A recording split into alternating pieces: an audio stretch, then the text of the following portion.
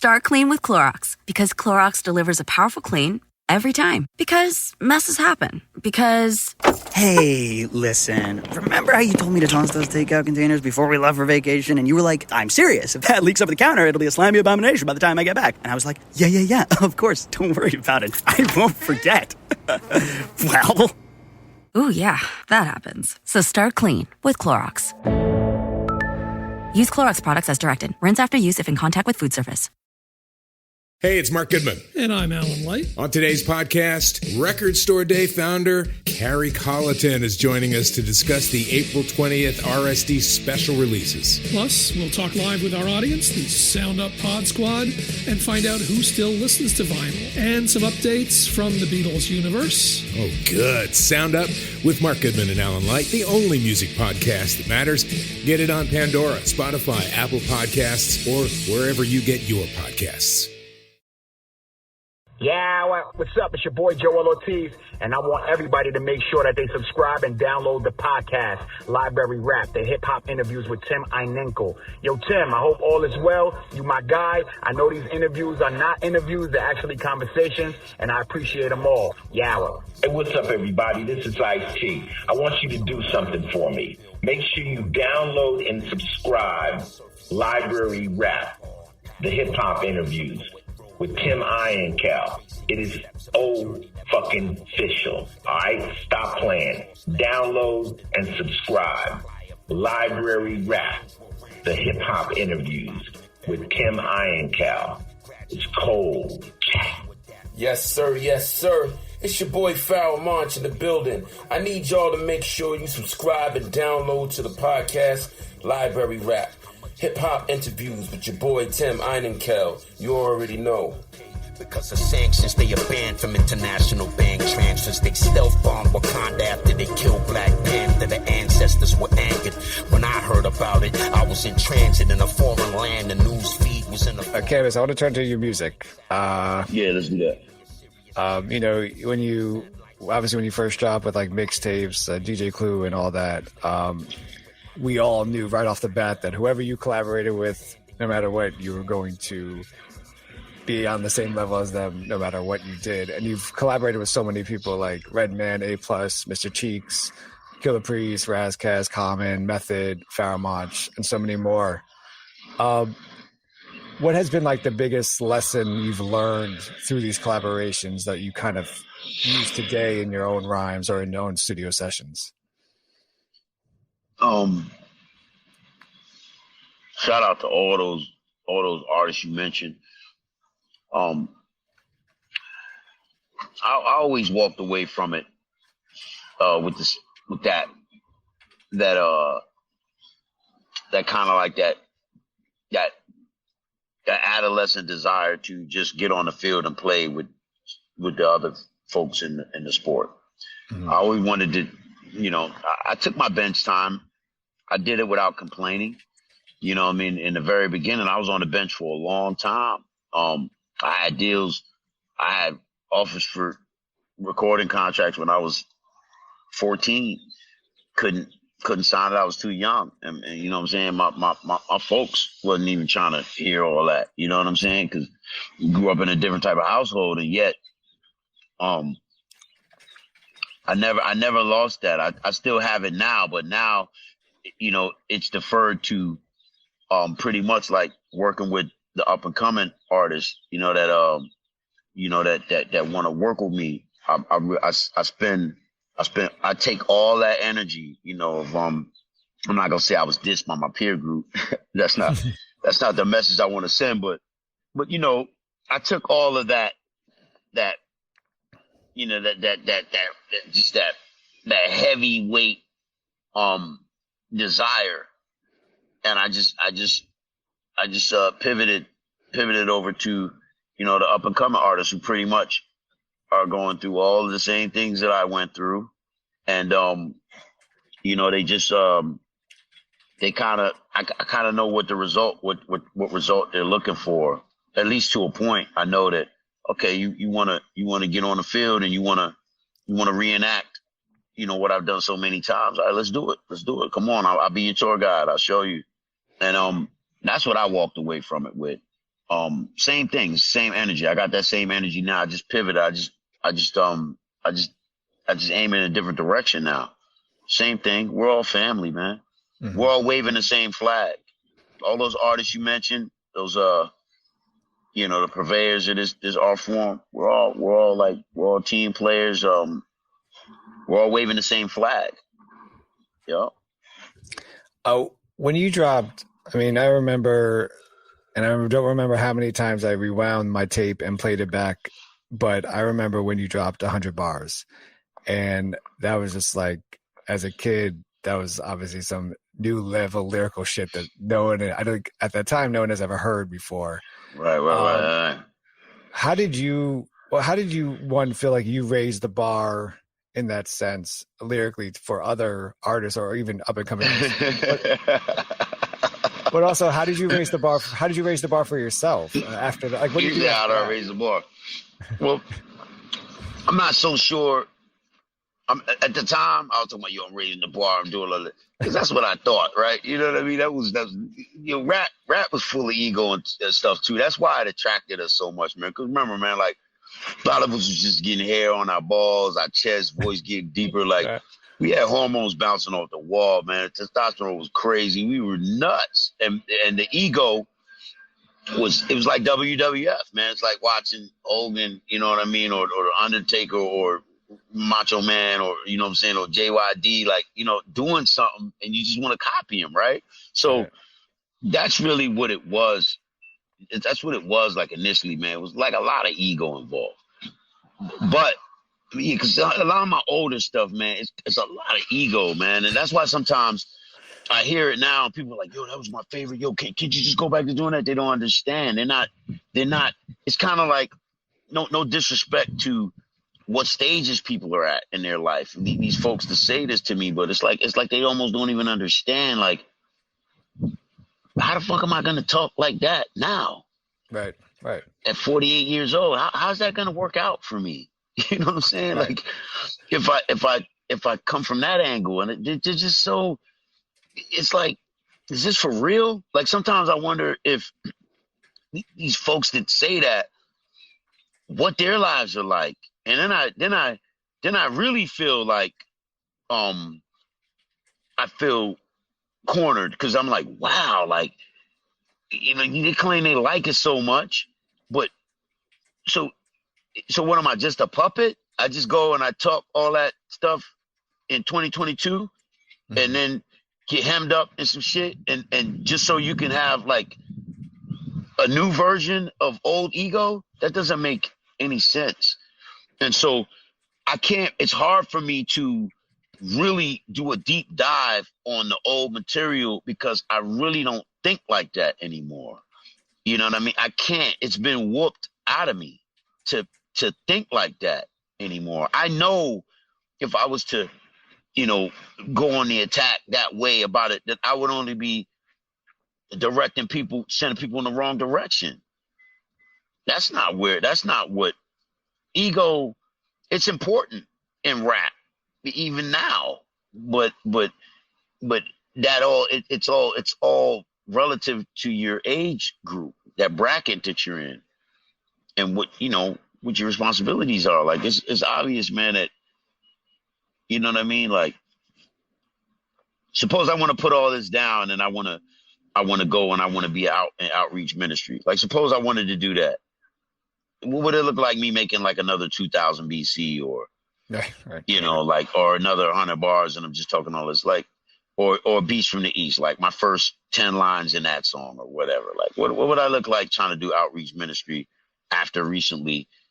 Not to say that, free speech thing is not, that stuff it's still powerful. It's in the Constitution, right? Like, free speech is there and people are exercising that, and people shed blood for that. But the whole thing is, rap,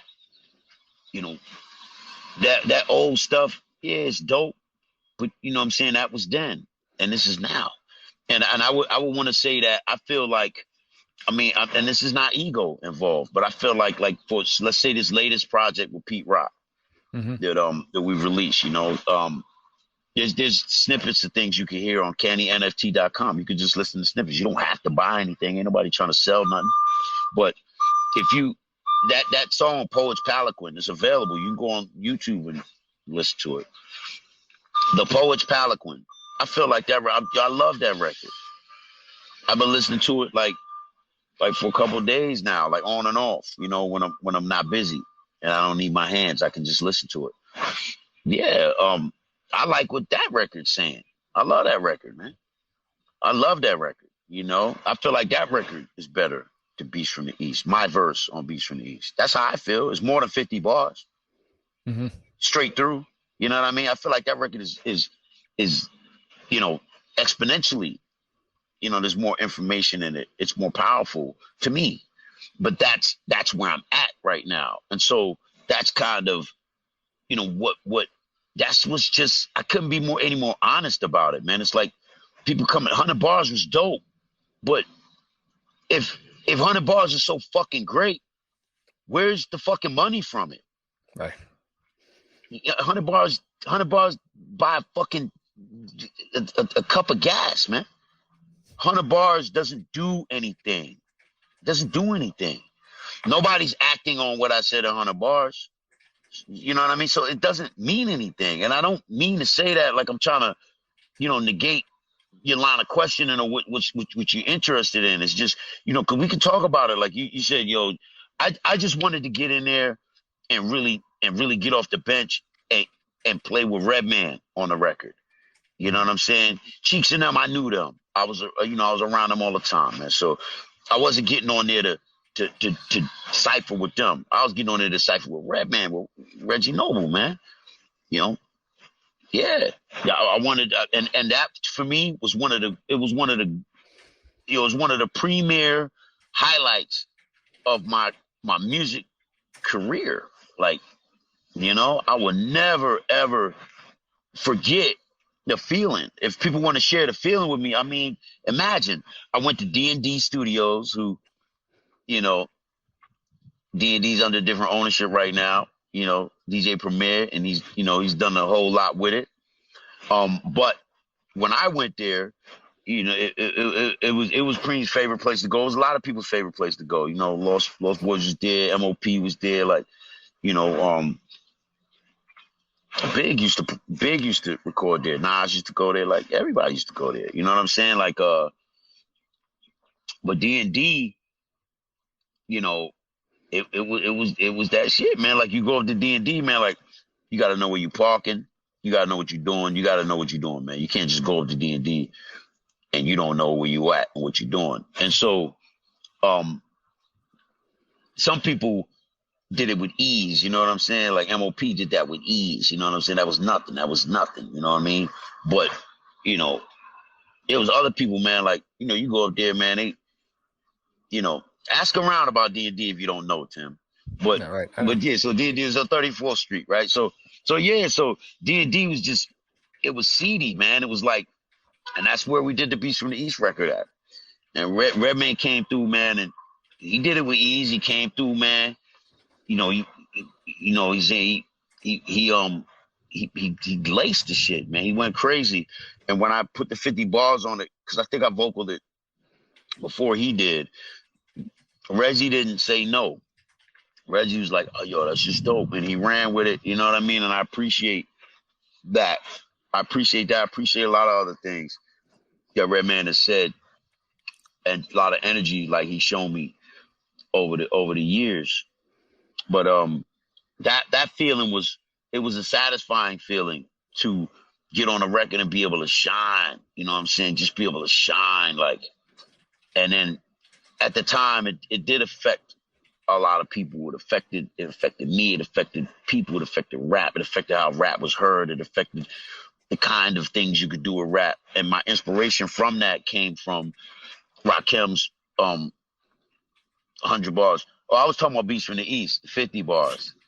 That's Beast from the East with Redman. 100 bars was inspired solely by Rakim. The 50 bars was inspired by like Capadonna and Winter Wars and you know, on Beast from the East. And then of course being on there with Redman, like you had to come correct. and even that was a dice roll. You just didn't know. He said, we jack for aircraft carriers. Like back then, he was like, they jack aircraft carriers. Like he was crazy on the rhyme. On Style of Milk of Magnesia. Yo, he was crazy with it. But, and this was like, I think that was during that Muddy Waters zone too. So he was in that zone, man. He was a monster. You know what I'm saying? And so 100 bars, my inspiration from that was particularly from Rakim. You know, that Follow the Leader was 99 bars, if I'm correct. It was 99 bars. And so I wasn't trying to one up the God. I wanted to see if I could make a record that could hold attention for, you know, for that amount of time. Because it's roughly around the same thing. Like at a certain BPM tempo, you know, 100 bars or in the 90s bars, or 90 bars, anywhere from 90 to 100, you're going to be somewhere around the 5-minute mark. Mm-hmm. With that, what is it, 89 BPMs, 90 beats per minute. Like I'm not sure, but you're looking about 5 minutes. Yeah. No, and I think you're right in the sense. You're right with. There is an issue with we follow an artist and then we want them to be the artist. You know, like obviously, like I was a teenager when I was listening to you. So because I'm 42 years old, so like that, right. and we don't acknowledge that just like ourselves, our artists mature and they have different experiences, different lives. So do you remember the moment or the moments where you realized you couldn't be that, like, to be more authentic to yourself, you couldn't be that 100 bars artist anymore? You had, you know, you were maybe writing something and it was like the old you, like, what the fuck am I doing? You know, type stuff. Yeah, of course. Vividly, you know, and I can only speak for myself, but I'm going to tell you, like, flat out, straight cheese, man, it's an economic reasoning behind it. There's an economic rationale behind it, because if you see like an artist, like some of these artists out here, you know, I'm gonna call them, you know, they're like elders for real, you know, like some of these. I don't want to disrespect any of them, so let's just say the top, like you know, like the Sinatras, you know, the Dylans, the Lennons, you know, the McCartneys, rap's got our versions of them, but I'm just saying, like, those types of artists, like, I mean, yeah, you could Clapton, you can get him on tour, you're gonna pay for it, and he'll perform any record you want him to perform. And he'll do it again and again and again and again, because these tours, their tours go on for you know, city to city to country, right? Right. So if we want to talk rationale, they have no problem with performing that old stuff and, you know, reliving it with you and, you know, lighting that wick to relight it for you, if you know, because that's what you need, right? You know, sure. But in rap, it's not that way, brother. Like, ain't nobody really, you know, this whole pandemic, right? But before and after and now, there's no, like, okay, so things are opening up now, right? Not every single where, but for the most part, you see things kind of, you know, getting a little bit, you know what I mean, a little bit more streamlined, and you still don't see it. You don't see the hip hop tour, and they got all the names. You don't see it. So I'm not saying that you're supposed to see it, because I know that there's a whole lot of red tape involved in making something like that happen, and somebody's gonna have to eat shit to make that happen. You know what I mean? Somebody's gonna have to bite the bullet for that, because you're talking about the insurance that they charge now for rap artists. It's in space. The amount of money they want to have an artist, you know what I'm saying, like, get on stage and perform some of these records, you know, that were hits, platinum hits, what have you, in the 90s. It's so much collateral that got to get put on the line. You know what I mean? Like, for something that I'm embarrassed to even bring this up, but, you know, with rap, with those other artists I mentioned, that, you know, of a different era and a different ilk, you know, it's interesting how they don't have to worry about violence, you know what I'm saying, and absolute, like, just chaos at one of their shows. Like, the chaos is people fainting and passing out, or somebody didn't take their medication right or whatever and stuff. But there's so many fail safes for that, you know.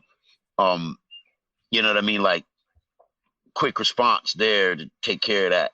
But in rap, come on, man, you on your own. You out there, you performing, you doing all this. You on your own. You're on your own, and they want the insurance bread. They want the collateral on the table. And so now we get into the where I start to excel, and everybody else, and I don't call it excel because I don't feel gifted to know this.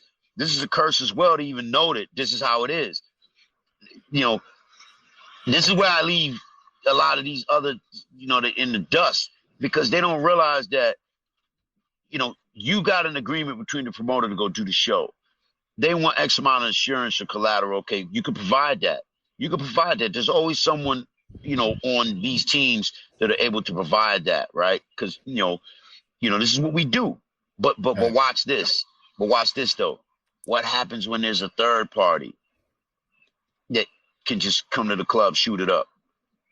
Shoot up the club, a third party, arbitrary party, a party that has nothing to do with no real, just an agenda, just a simple agenda. Like, all right, we're going to just go over here. We're going to shoot this shit up.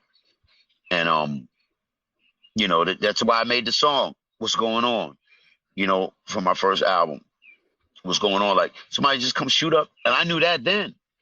You know what I mean? I knew that then. That's why I made the song. But it didn't come across that way. But that's what I'm talking about. So this is the part that I'm talking about. So what about that? No one's even talking about that kind of stuff, where if you see hesitation or there's a caution there for the people who could bankroll these tours and stuff like that. There's always, you know what I'm saying? Like, I know that, in their think tanks, in their circles, they sit there and they contemplate this kind of stuff, these eventualities, man, and they really don't have an answer for it, because I sure as hell don't see an answer for it. I don't see how you can prevent a third party, arbitrary party, from coming in and ruin your run. You're on your first leg of your tour. Mm-hmm. You know what I mean? And the insurance is, high 5 figures, 6 figures, collateral on the table. So you could get through and do, half the tour, and then come to that juncture where that happens, and now everything's screwed. You know what I mean? So that's what I'm talking about, man. Like, it's still not balanced, man. But there are some genres of music that can go out there and do that all day. They could perform their old hits for you, no problem. They don't got to worry about nothing. They don't got to think about nothing. I'm not worried, is what I'm saying. But I mean, there's some concern there, because you're talking about this is everything on the line. It's almost, you'd be worse off to go through, because everybody ain't that top 1% in rap, for sure. So you do have, the rest of us are in a situation where it's more like, there's things worse than just dying, man. You know what I mean? There's things worse than that, because you're gone. The dead got it easy. That's everybody that's left behind. I got to clean up the mess. That's where the true, you know what I'm saying? Like, all, the real heartbreak comes. It's everything that's left behind. And so, which is everything, you know what I mean? You just one element, you're gone. Now everybody's got to make sense of it, pick up the pieces. And so, and continue on. And so it's like, there's worse things than that. You go to a show, you put more on the line than just your life. If it was just your life, I mean, we will all do that because we've done it before. It's not a thing. It's not a thing to the people from our era to do that. It's more like, damn, man, my manager's gonna lose his shirt. My team is gonna lose their shirt. You know what I'm saying? The company that sponsors me, they're gonna lose it. You know, understand what I'm trying to say? Yeah. There's a cottage industry that's affected by that. And that's the part that nobody, there's no shield from that. Where's the shield? Where's the advocacy for that? Those are the things that I think, like, some of the elders should be focusing on. You know what I mean? Instead of just to go to Congress and try to get bread for medical and all that shit, man, because, you know what I mean? It's like, come on, man. Like, all people remember about a lot of that era was y'all was popping champagne, y'all was getting money, y'all was popping champagne, y'all was getting bread, why couldn't you went and got independent insurance. You know what I'm saying? Like so many other people, blue collar people that work in life. So it's like, and I get it. They got their reasons and they can explain their reasons to you better than me. My whole thing is like that, you know, that's not where it's at. There's issues now, and not even issues that are like imminent issues, but because that type of stuff is even outside of the realm of rap, but because there's humanitarian things going on across the globe. But insofar as where rap fits is, man, we were like the soundtrack for people's lives, man. Every part of your day, there was a song for that.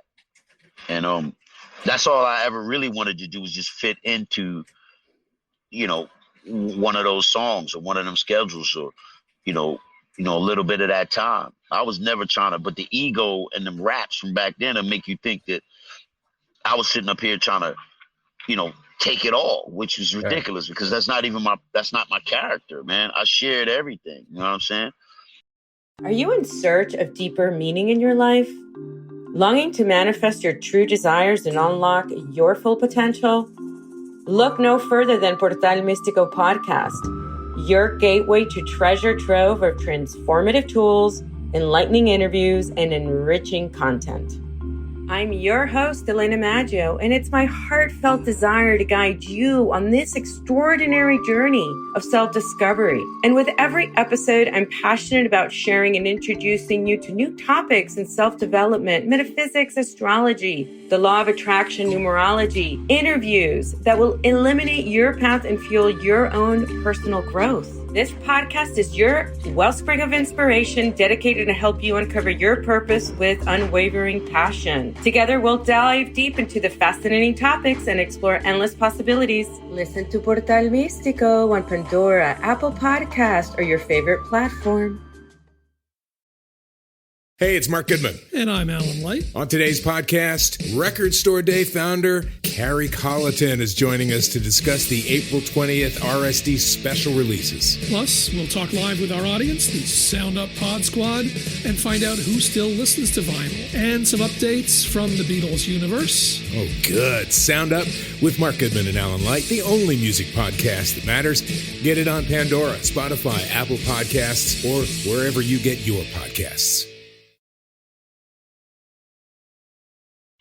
So Canibus in 2022. How is Canibus? Well, two things. How are you approaching the business side of hip hop? But also, how has this new approach impacted your writing and your content?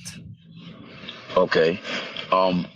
So the approach at it, business wise, I pretty much just defer, certain, executive decisions. I got creative control, and sometimes I wrestle for it. Sometimes I wrestle for creative control, and I need the people out there who listen to me. They pay attention to what I'm saying, and they're always there with me, like watching, like yo, bitch. So because they see it all, they see everything. Their empathy, their empathic IQ is so off the charts that you would think that they were like indigo children or something. And some of them are. But for those folks, I need them to know that, I wrestle with creative control sometimes. Sometimes you see some shit, I didn't approve that, or I didn't say, go do that. That was done, you know what I'm saying, outside of my supervision, right? And so, creative control, I should have 100% creative control, but you know what I mean? Shit, man, pissing my cornflakes and tell me it's raining, man. I mean, you know what I mean? This is what it is. Yeah. This is life. Yeah. But now on the business side of things, I defer, a lot of the heavy lifting to, those that are wiser than myself and those that are more capable than myself to do that. And I just I stay in my lane, and I do what it takes to, to deliver and to, to go ahead and keep that, keep the brand, keep the brand in lockstep, with being able to deliver the product and moving on into the future. Cause there's a lot more other, musics that I want to do that I feel unique and unique to just more than just what we can see, hear now, and touch, but just in terms of the historic value of it later on down the line. Look at it and be like, well, yo, how the motherfucker did this shit, with that kind of technology. You know what I mean? There's things that people that I'm working with, things I'm doing that it probably won't show up during my lifetime. You know what I mean? But it will matter. It will matter. And I'm one of the only writers and creative content creators that can do it. So that's why I was earmarked to participate, and that's what I'm gonna do. And that's how I approach the business side of things. But creatively, like I said, I'm listening. No, go ahead. Finish up. Yeah, go ahead. Yeah, creatively, everything that I was attempting to do is still on the table. I'm working at it. I'm chipping away at it like a sculptor would do, and I'm making sure that when you chipping away at something that's more valuable than just clay. You gotta be a little bit scientific about it, and you can't just go in there and it's not a hammer and a sickle with everything, or you know what I mean, or a drum. Like sometimes you got to break out the Dremel kit, the Dremel, and take your time with it, around the edges, and really polish it up, which is what I'm doing. I'm always at that, and my time, I cut aside time to do it. I allocate time to do it, and get it done. So people can look forward to that, that sort of thing. Now, I brought up the part about, when you talking about like people performing like the 100 bars and the old stuff, like, yo, if that's what y'all want to see, you're going to get it, man. But remember, there's an investment that has to be made to see me perform 100 bars. You got to go get your goggles, you got to go get you got to go pick up your Oculus goggles. You know what I'm saying? You got to take the hit. You got to go buy the Oculus goggles. And then you got to come to the community where we're at, iPictorial, .com. The app is on Google Play. You got to go get the app, and then you got to go get your goggles, and then come on into the multiverse and see what we doing. And you can get all that kind of stuff. It's just, our fan base or our brotherhood, our group that follows us, they gotta take the hit when it comes to things like that in order to make it work. Sometimes people are so used to, remember our generation, and I ain't gonna lie to you, the Napster, the Mega Upload, all that shit, like what's Kim.com, like that whole generation. All those FTP sites that you make a new porn name for. Torrent. I mean, they might as well come handcuff me right now for torrent, man, because you know what I mean? I get it. Like our generation, we bootleg everything, bro. Like, you know what I mean? I don't want to blow up where one of these major bootleggers were, but it was down there close to like, downtown Manhattan, and I just remember it was an operation like I had never seen before in my life, man. My grandma bought my brother and I the NWA's debut album and then Digital Underground's debut album. Man. Yeah, it was like, you know what I mean, like, yeah. So, the tape. So it's not, yeah. So I'm not coming at you with the eagle badge, and I'm looking at you like, yo, I don't want to sound like that because I'm so like, I'm saying, guilty when it comes to having. I don't give a fuck what are you talking about. Like, I see it over there for $5, 5 for $5. I'm gonna go, 2 for 10. 2 for 10. You know what I'm saying? 3. You know what I'm saying? 3 for 12. Like I participated in that sort of stuff coming up as a youngin', man, and let me talk about like 20 years ago, man. Yeah. And so I'm not mad at people for doing what, get it however you can get it. All I'm saying is that for those that pop up, right, and say, oh, why don't you do this? Like they just freestyling, like they just, it's like flatulence, right? It's just cerebral flatulence, man. They just think of something. The craziest thing, the hardest thing that they think it would be for you to produce something that involves difficulty, because they never ask you to do anything easy. They ask for something that's a bit difficult. And so they say, yeah, we want to see this. Well, yo, you got to take the fucking hit, bruh. You got to take the hit, because I can't make that happen and pay for it. You know what I'm saying? I can participate, play my role in it, and then the other resources got to come from elsewhere. And, the era I'm from, it usually comes from the person that's asking the question. That's the type of household I was raised in, man. Motherfucker come up with ideas. They're like, yeah, you paying for it? Oh, see? So that's what I'm trying to say. Like, I don't know why rap has to get all the fucking retards, man. Like, we don't want them. We don't want all the retards in the goddamn. We don't want them. The social retards, just they don't think. We don't want them. We don't want you.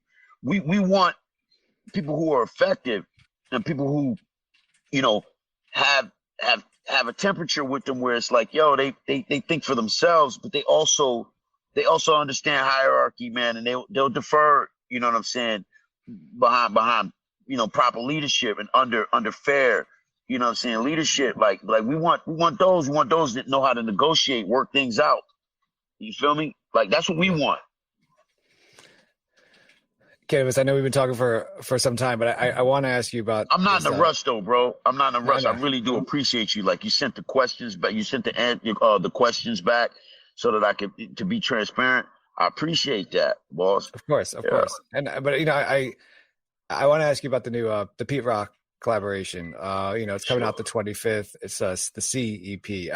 How did that collaboration come together? I mean, that's incredible. Yeah. So I mean, obviously, right? I don't gotta, like, my favorite time I ever heard Pete, rhyme, like Pete Rock rhyme and or make beats was The Basement. The track that he did, The Basement. Like, I love that song. That's what really made me get into Pete Rock. Because watching him as an artist, like rhyming, and he was sharp on the mic, still is. Because on the song we got, Concourse P, you know what I mean? He was also on My Time Flies Like Dies, Phoenix Rise record. And Concourse P, like, Pete get busy on that mic. But in The Basement, he showcased that early. And I always had an affinity for artists who could produce and rap at the same time, like a Diamond D, you know what I mean? Like a Pete Rock, like a Kanye, you know what I mean? I like dudes that can rap and do, because I know how hard that is. It's very hard to jump back and forth between that specific rhythm set that you have to have. That you got to have a certain kind of rhythm set to be able to go with the kick and the snare as a vocalist writer, and then when you get to composition, you're producing.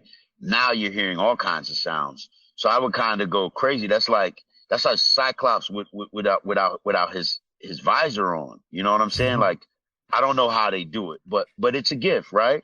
So I do have an affinity for those types of producers. And Bronze get busy too. Bronze is on the Concourse P joint. Getting busy. You know what I'm saying? I want Bronze to know I just heard it. G, like, I just heard it, like, when we went to mastering. So your verse is fire, G, by the way, right? Nice. Shout out to Bronze Nazareth, man. But artists like that, man, I love them. And so Pete Rock, he has a special place in my heart because of, just how he and I have kicked it over the years. You know what I mean? Every time I see Pete, it's always like real genuine,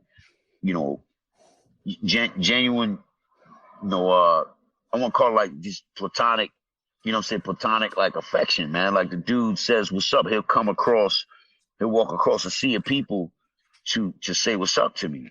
You know what I mean? And then get right back to it, whatever he was doing, and I don't really get out much, but if I get out and I see him, yo, man, Pete, the energy's always the same. We're talking about 20 odd years. And so, kid, gotta give it up to him for that. And professionally, creatively, all that, that was an easy thing for me to do. It wasn't hard. On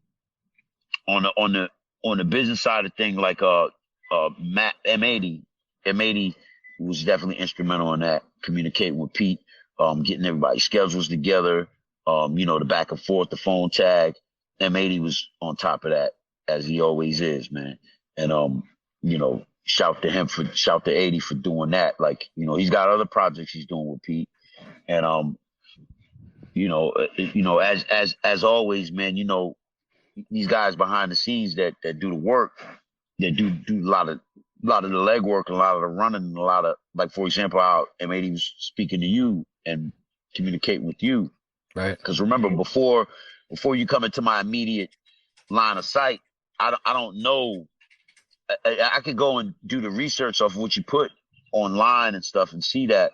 But in terms of having any kind of idea what I'm really getting into or whatever, I don't have anything to go off of except for information passed to me.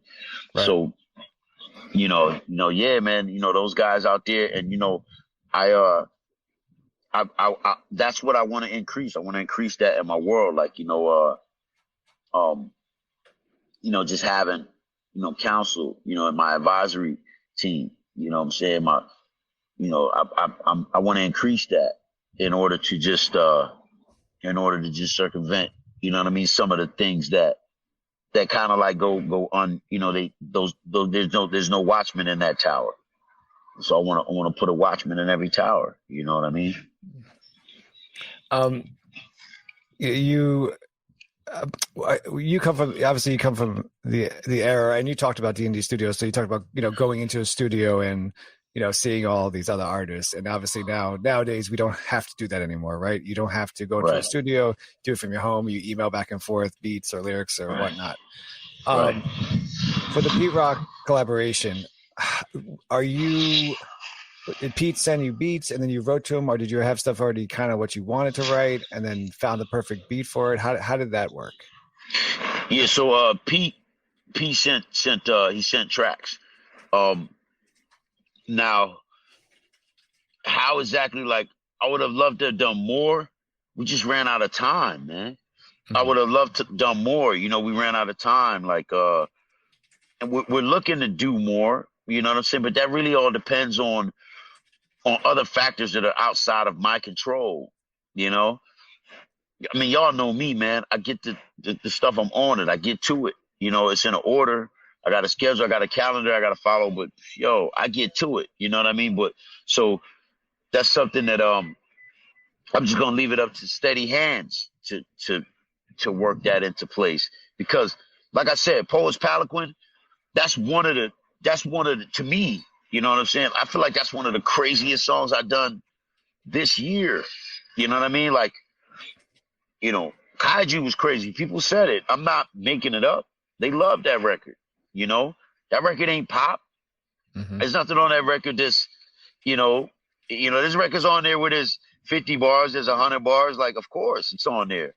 But, it's like everybody still just want to hear 100 bars. Well, some people love it. People love the new shit. Yo, man, it's because it's layered now. Right. It's layered. It addresses our past, present, and our future all in one, one package. So yeah, man, that Poets Palaquin is crazy. The other record, principally this. That one's crazy too, but Poets Palaquin is nuts. Is there a lyric on Poets Palaquin that kind of today you're like, oh shit, I'm good? Well, because have you heard it? Have you heard it yet? Yeah, no, I have. Yes. Okay, so Poets Palaquin for me, there's lyrics in it, but the flow, man, it's the flow. Like, there's a part where it's two parts. It's the part where I was like, bank sanctions, the sky pours liquid acid. Like, I just stuck with that flow for a bit. You know what I mean? That multi, I stuck with that multi for a bit, and then after that with the Romans. And funny enough, the gentleman I was telling you, like, the big homie, man, was he was telling me about the Roman stuff with the Romans, like what they used to do, like tie a living person with a cadaver, tie them together, and then because the living person was being punished, of course, right? And so they tie them to the cadaver, and then, of course, like the poison from in the sun, in the center of the town square or whatever location he used to do that at. And so the poison or the toxins from the cadaver after being in the sun and all that, with the bloated, all that stuff, you know what I mean, would seep into the pores of the living. And there was a point to it when we were discussing that. He was just saying like how, people take the living and then they keep trying to take the dead you and put it on your back while you're alive. Like they take your past and they put it on the present you, so that you got to haul that around like some kind of a, some kind of a rucksack. You know what I mean? And this is a person, because this is you. This is the old you, and they tie you to the old you, and you got to carry the old you around. And if the old you is dead, then what's going to happen to the current you, or the new you? And so that's where that line of lyricism comes from. But I did my own thing with it. I wasn't just repeating what he said to me. I put my own thing to it. Which is what I'm talking about. Like I'm assembling like a line that is layered to reflect what I'm doing creatively. And sometimes people put they strongest up front. Sometimes they had their strongest in the rear to, like as a firewall, or the, the last, the last wall, Jericho, so to speak, like something that your last line of defense. I feel like every layer has to be resilient, right? So you got to be genetically resilient. You got to be mentally resilient. You got to have a circle. You have to have a circle, so there is no links in the chain. It's just a circle. One geometric figure that, what I'm saying, that guards, what I'm saying, that contains. And so that's what's happening. But Poets Pelican like describes that. You know what I mean? It's crazy, man. That record is crazy. Like, you talk about a line. I love the whole fucking thing, man. Like, because even from when I started out, now, I'm not trying to get at the New York Times. I'm not trying to get at LA Times. I just wanted to say that. I want to share, because so the people who love the rap, for me, like the old rap, they still get a little bit of ego in there. Like, I started the record out, the New York and LA Times, they both reverse transcribed his rhymes. Simultaneously, they tried to get inside his mind. So reverse transcribe is like they just go from instead of forward to back, they go from back to front with it. It's like instead of we read from left to right, so they're reading from right to left. And they do that in other parts of the world, but to reverse transcribe somebody's live rhymes, that's kind of like a lot of extra work that you wouldn't have to do with a less something that was less complicated, right? Or just easily, discernible, right? Something that was, you could just listen to it and you could figure out what somebody's talking about. Red light, yellow light, green light, go. You know what I'm saying? Like, that's so on the surface. What I'm dealing with is a little bit more, dealing like, ocean conveyor belt type of stuff, where you need to really go to school to learn what I'm talking about. You could be homeschooled, but you gotta go get that. You gotta go get that. You gotta go get your academia up to understand where I'm even going with it, before you can even put your own thoughts to it and say, well, I think it's bullshit.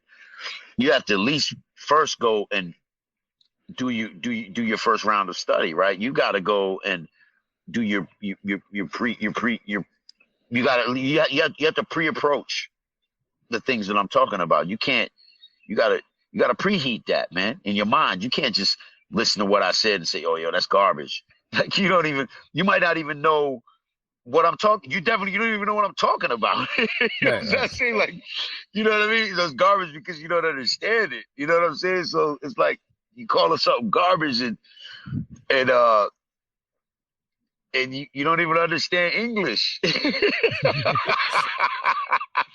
Yo, so, but I'm not dissing anybody. I'm just saying that that's what the new stuff offers that the old stuff doesn't have that, man. So, they got to reverse transcribe the rhyme simultaneously. They try to get inside his mind. The poet's palanquin, the poet's palanquin, something with a roadmap and a song.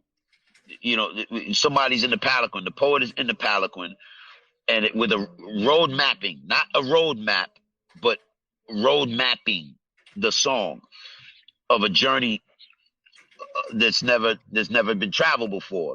So, you know what I mean? There's so much going on in that. And the mandolin was laid across legs. Like, whose legs? Like, I'm talking about out there, the person that plays the mandolin, not me. I'm not playing the mandolin, and I'm not even necessarily the poet. I'm talking about all of the, creative content people out there, the content creators out there. That's what the new stuff has, man. And some of my folks get it. They totally get it, man. They know. And then it's the part I'm gonna say that a lot of people like to jump over it. The rhythm on Poet's Palanquin. Like, listen, there's a lot of artists out there that get busy and have a mastery of the English language, the Queen's language, but they don't have that rhythm. I'm not dissing them for not having it, but as in my youth, I played orchestra. When we went to honors band, we had straight ones 2 years in a row. Straight ones, 2 years in a row. I know it doesn't mean anything to people who have never done it, but to people who are in that, show me your straight ones. That's everybody playing together as one orchestra. Like, our conductor, she was so happy with us. She was so enamored with us. But it was because of her that we were able to do that.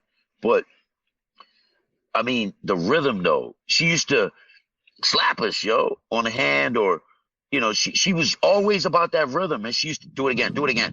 No, do it again. She used to stop us. She used to wear us out over the rhythm.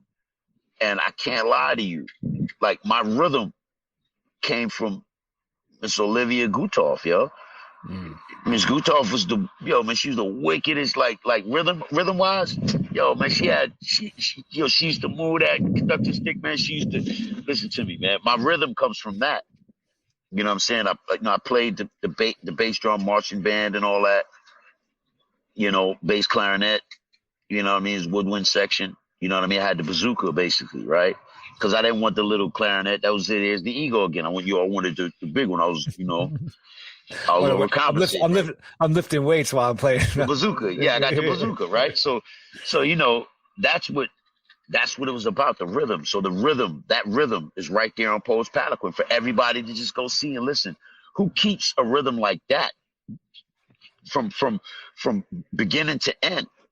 Hey, it's Mark Goodman. And I'm Alan Light. On today's podcast, Record Store Day founder Carrie Colleton is joining us to discuss the April 20th RSD special releases. Plus, we'll talk live with our audience, the Sound Up Pod Squad, and find out who still listens to vinyl. And some updates from the Beatles universe. Oh, good. Sound Up with Mark Goodman and Alan Light, the only music podcast that matters.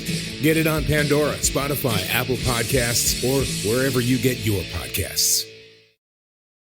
Are you in search of deeper meaning in your life? Longing to manifest your true desires and unlock your full potential? Look no further than Portal Místico Podcast, your gateway to treasure trove of transformative tools, enlightening interviews, and enriching content. I'm your host, Elena Maggio, and it's my heartfelt desire to guide you on this extraordinary journey of self-discovery. And with every episode, I'm passionate about sharing and introducing you to new topics in self-development, metaphysics, astrology, the law of attraction, numerology, interviews that will eliminate your path and fuel your own personal growth. This podcast is your wellspring of inspiration dedicated to help you uncover your purpose with unwavering passion. Together, we'll dive deep into the fascinating topics and explore endless possibilities. Listen to Portal Místico on Pandora, Apple Podcast, or your favorite platform.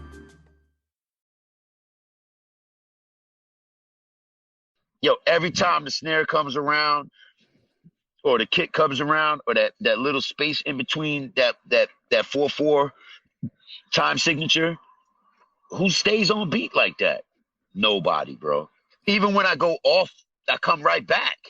That's to meet the snare. I'm there standing there with the snare like, yo, wine, sir. I'm right there when the snare comes back around to say, to show, I'm present.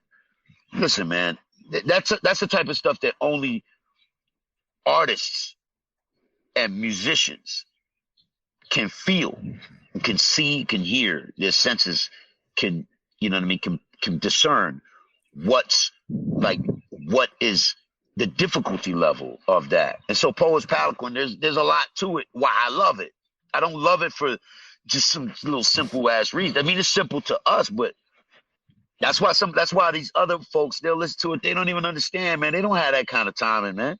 Mm-hmm. They couldn't have that kind of timing to save their life. You understand what I'm saying? And I do that at this age, you know what I mean? Like, out of love with it.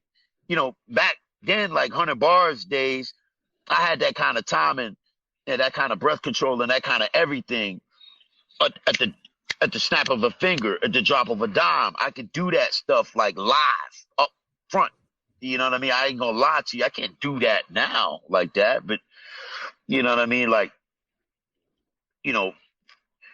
how are you able to hone a craft like that and continue to keep it in top form, when there's other things that have to be done in life? You know what I'm saying? It's not like we've been, not making excuses, but it's not like there's been any kind of safety net to ensure that certain types of skills deteriorate less quickly, but because of the thing, like if you, way back in the days of what they said, like Lloyd's of London, J-Lo had the Lloyd's of London. She was insured. Her derriere was insured by the Lloyd's of London. You know what I mean? And Tina Turner had her legs insured by the Lloyd's of London. And I think some of the football players, some of the strikers, they're insured by the Lloyd's of London, right? Like you've heard that. Have you heard that before, right? Yeah. That's because it's like an asset. So, oh man, you got to keep that tight, right? So you heading off to the spa, you heading to this, you heading because it's insured. So the skill sets that we have, no one ever really, except people like you, and like I said, my boy DJ Amadeus and his man Big T from Shade 45. Like nobody really, then my homeboy CL and Jermaine Green. Like no one really looks at what is the value of what we're doing. Like what is the real true value of it? And for some people, it's the value is in it being a one-of-a-kind thing that's unique in nature, that we'll never see again. Whenever it's gone, like you'll never see that again. You never see that again. You know what I'm saying? Not trying to make anybody sad or anything. I'm just saying that's where that comes from with us, man. Like, we're collectors, man. Like as hip-hop, rap I don't know about, but hip-hop, we were always collectors, man. We were collecting these rhymes, these beats, the rhythms. We were collecting all that in our heads, man. We know the value of what we were involved in. That's why we fought for it so hard, and we went so hard for it. We did it for nothing. Life's a bitch and if you die, dummy, they don't have the time to hide everything from you. They don't want to stop you, they know you want you. If the money system change, it ain't about money. Life's a bitch and if you die, dummy. Who ate the last fucking piece of cheesecake? Find out who it is and kill that cheesecake. Come here, little Nene. What's good, y'all? This is Breeze Brewing from the Mighty Juggernauts. And make sure you subscribe and download the podcast, Library Rap, the hip-hop interviews with Tim Einenkel. Hip-hop journalism on the highest level. So let's see if we can find a way to use it. And when everyone's dead, that's the proof. And I think that for the Hey, it's Mark Goodman. And I'm Alan Light. On today's podcast, Record Store Day founder Carrie Colleton is joining us to discuss the April 20th RSD special releases. Plus, we'll talk live with our audience, the Sound Up Pod Squad, and find out who still listens to vinyl. And some updates from the Beatles universe. Oh, good. Sound Up with Mark Goodman and Alan Light, the only music podcast that matters. Get it on Pandora, Spotify, Apple Podcasts, or wherever you get your podcasts.